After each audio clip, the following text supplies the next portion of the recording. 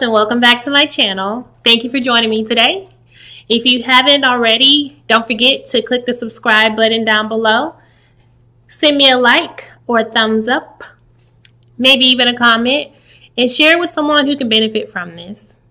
So as we roll into February, how have you encouraged yourself? Have you been motivating yourself and getting up each day, just taking the day as it comes and being motivated to do what it is you want to do? If not, you still got 11 more months to go. Focus on getting you up and moving and doing things that you like to do. Stay motivated and stay encouraged. If you need to write something on your mirror each morning you go in to kind of repeat to yourself, then do that. Tell yourself, you got this. Tell yourself, another great day.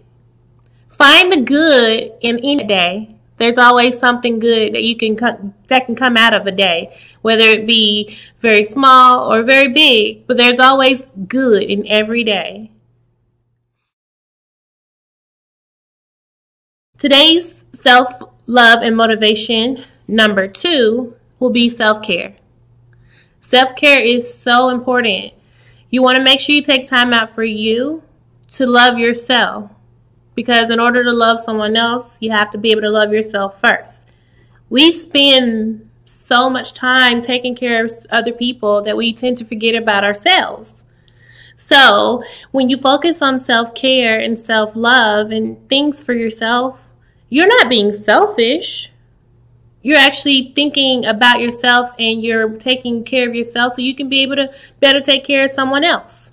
Self-care is so important because it helps you mentally, physically, emotionally, and spiritually.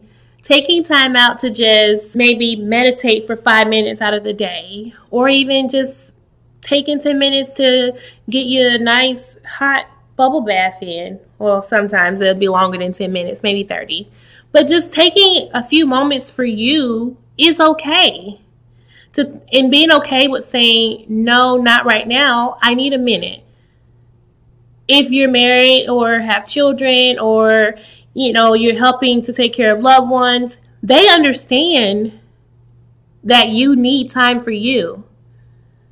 They understand that in order for you to help them be good and be great, you've got to be good and great yourself. So I've instilled in my house, and my husband is okay with it. My children understand. When I come home from work most days, I need that 15-minute mommy time, because maybe I've had like a long day at work and I just need a few moments before I get the mommy, can you, honey? Will you look at this? Mommies. So I tell them it's 15 minutes mommy time. I go into my room, I close my door, and I decompress. I unload all of everything that's been on me from work or throughout my day that I may have encountered, and I just allow myself to decompress. That way I can be able to give my children my undivided attention, my husband my undivided attention, once I've actually collectively cleared my mind. So being able to have that 15 minutes of just meditation and decompression really helps. Self-care can be something that can be easily done. You don't have to overthink the process of it.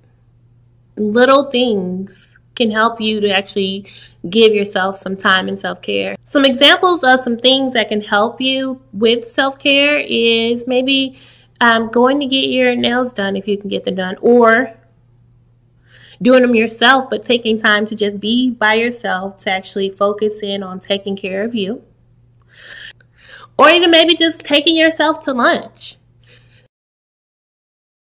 Oh, story time. So last year was the first time in all of my life that I've ever been able to actually go into a restaurant and have lunch by myself. My husband was on the phone with me, but that doesn't count because he wasn't actually in the facility with me. But when the students and I had a conversation, it was a group of my girl students, and we were just talking about how it's just awkward or odd or hard to go into a restaurant and to just sit and eat at a restaurant by themselves. There's some people who are able to do that with no problem, both male and female. But for a lot of my students, I don't think any of them said that they were able to do that. So I put out a task and I said, if I go do it, then they would have to go and do it. So I built up the courage and the confidence to actually go into the restaurant and just sit and eat and have lunch. Normally I will order the food, take it with me, and then eat that way. Where I actually sat, I ordered my food in the restaurant. It felt awkward at first because, you know, you're like, they're looking at me like, why is she alone and why can't she have somebody to eat with? But I was overthinking it. It was really just me just talking myself out of being able to go do something that I've never done before. I'm almost 40 years old and I've never ever done that before. I started working on my self-love and self-care, kind of thinking about things for me. So that was one of the first steps that I took. I haven't been able to go do the movies by myself yet, but my daughter does it all the time. I don't know. I've just never been able to do it. Little things that you enjoy doing, but because you're so busy with life and everything around you, you don't find the time to go and do. I challenge you to find something that you enjoy doing. That it doesn't have to be anything costly. It can be something as simple as taking a walk, or, well, not right now because we've got snow and freezing temperatures because it's wintertime. But even if it's just taking a walk or going to the museum, or if it's just going to a movie or having lunch or 15 minutes of meditation or doing yoga or whatever it may be that you enjoy doing but you haven't done for yourself lately, I challenge you this week to find time to do it for yourself and make it something you do once a day for yourself.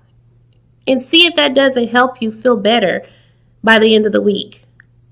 I'm telling you, it's a mind-blowing experience to be able to just take a moment to yourself and just breathe. As I close out the topic of self-care, I leave you with some words of encouragement. You are beautiful. You got this. You can do this. You love you more than anyone else can love you. You're in charge of your happiness. You are courageous. Be fearless and take on a challenge. Thanks, loves. Be blessed and less stressed. Shoncy Speaks.